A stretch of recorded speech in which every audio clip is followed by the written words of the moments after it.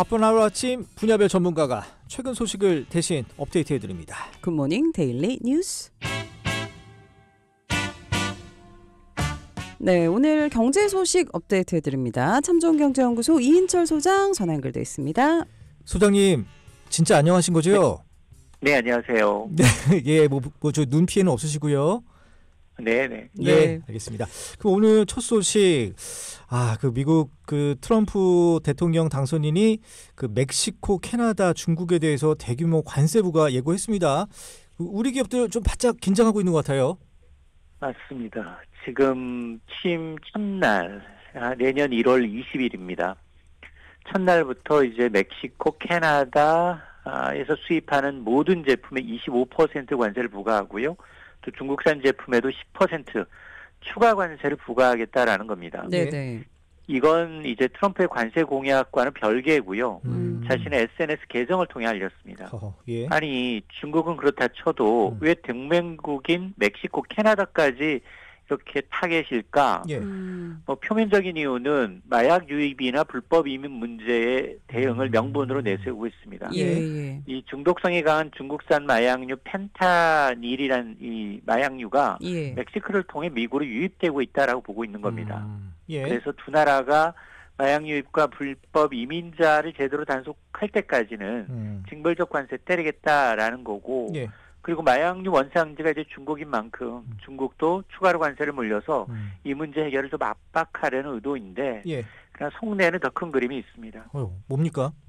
트럼프의 관세 표적이 된 멕시코, 중국, 캐나다는 미국이 가장 싫어하는, 트럼프가 가장 싫어하는 미국이 가장 적자를 많이 보는 국가 1위, 2위, 3위입니다. 네네. 지난해 중국은 미국으로부터 무려 390조 원 이득을 얻어갔고요. 예. 무역 수적자. 최대 무역 적자국이 바로 중국이고요. 멕시코가 한 212조 2위, 캐나다가 한 95조 원 정도 3위라는 겁니다. 이분한 걸 정말 싫어하는 이 트럼프 대통령, 어쨌든 저걸 뺏어와야 되는데, 일단 이들 국가의 이제 관세 장벽 높여서 또 중국의 우회 수출 경로까지 차단함과 동시에 그 다음에 이제 멕시코에서 빼앗겼던 제조업 일자리 미국까지 좀 불러들이겠다라는 의도이고요. 또 여기에는 트럼프 일기 행정부 때 지금 미국과 그리고 캐나다, 멕시코 간 협정인 나프타를 수정했습니다. 수정해서 지금 이제 미국, 캐나다, 멕시코 3개국 무역 협정이 체결돼 있는데 이게 2026년 재협상 예정이 돼 있으니까 이 재협상할 때 다소 유리한 이제 카드로 사용하겠다라는 의도인데 문제는 불똥이 우리나라한테 튄다는 겁니다. 네네. 왜냐하면 지금 이 멕시코, 캐나다에 진출한 기업이 꽤 됩니다. 지금 왜 멕시코, 캐나다에 가느냐? 일단 미중 패권 전쟁 속에 미국 시장을 겨냥하기 위해서는 미국 가격이 너무 좀 부담스러우니 지금 어차피 이제 이 3개국 간 무역 협정이 돼 있기 때문에 대미 수출할 때 관세 혜택을 받을 수가 있습니다. 그래서 지금 삼성, LG, 현대차, 그룹, 포스코, CJ 멕시코에 한 2천여 개 공장이 가 있습니다. 오, 많네요. 여기서 주로 자동차 업종들이 좀 가 있는데 캐나다에도 꽤 많은 기업들이 가서 있는데 문제는 이제 대미 수출 비중이 높은 이제 자동차 전자의 경우 특히 현대차 그룹의 경우에는 멕시코 공장에서 생산하는 25만 2천여 대 가운데 60%가 미국으로 수출하고 있거든요. 네. 또 마찬가지입니다. 삼성전자, LG전자 역시 지금 북미, 중남미 생산 거점이 이제 멕시코다 보니 여기서 25% 관세를 매기게 되면 이게 상당히 타격이 크다는 겁니다.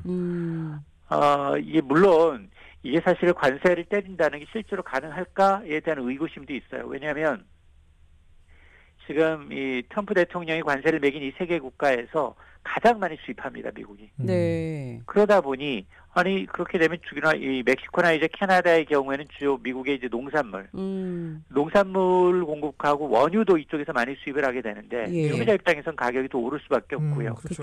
그리고 차량도 여기 이제 많이 만드는데 멕시코에서 만드는 차량 미국으로 수출을 가장 많이 하는 기업이 어디냐?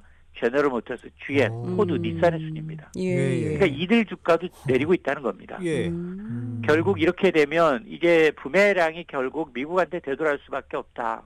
일부 전문가들은 실제로 트럼프가 이런 관세를 부과하게 되면 미국의 물가가 한 1%가량 오를 수밖에 없고 미국의 국내 총생산 성장률도 떨어질 수밖에 없다. 예. 결국 이제 이 굉장히 파급 효과가 큰 만큼 예. 실제로 행동에 나설 거냐에 대해서 의구심을 표시하고 있는 겁니다. 아니 그렇다면 이런 관세를 올리는 트럼프의 전략이 그냥 정치적인 수사로 그칠 것으로 보십니까? 아니요. 계속해서 4년 동안 압박할 거로 보입니다. 예. 우리나라도 지금 미국에서 무역 흑자 지난해 한 444억 달러, 한 60조 넘게 이득을 받기 때문에 예. 이걸 어떤 방식으로 다 가져갈 거냐. 예를 들어서 수출은 좀 줄여야 되고요. 예. 또 미국산 수입은 더 늘려야 된다는 겁니다.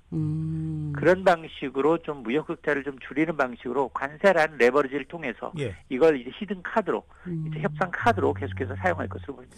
그렇군요. 근데 제가 미국 사람이면 소비자 물가 올라가는데 싫을 것 같은데. 그러니까 사실 경제 이슈 때문에 덕분에 된 건데 또 물가가 그러니까요. 오른다니까 조금 예. 지금 좀 약간 그 물가가 오른 걸 예. 석유캐서 기름값을 낮춰서 잡겠다는 거예요. 어쨌든 손해 보진 않겠다. 알겠습니다. 장사꾼. 예, 한번 1월 달부터 어떻게 될지 한번 지켜봐야 할 것 같습니다. 아니 관련한 이슈 중에 또 하나가 반도체 보조금 지급인데 뭐 재검토하겠다 지금 당선인 정권 인수팀에서 밝혔는데 삼성전자, SK하이닉스 이렇게 우리 기업들 아직 보조금도 못 받은 상황이라고요. 이거 어떻게 되는 거예요, 소장님? 그렇습니다.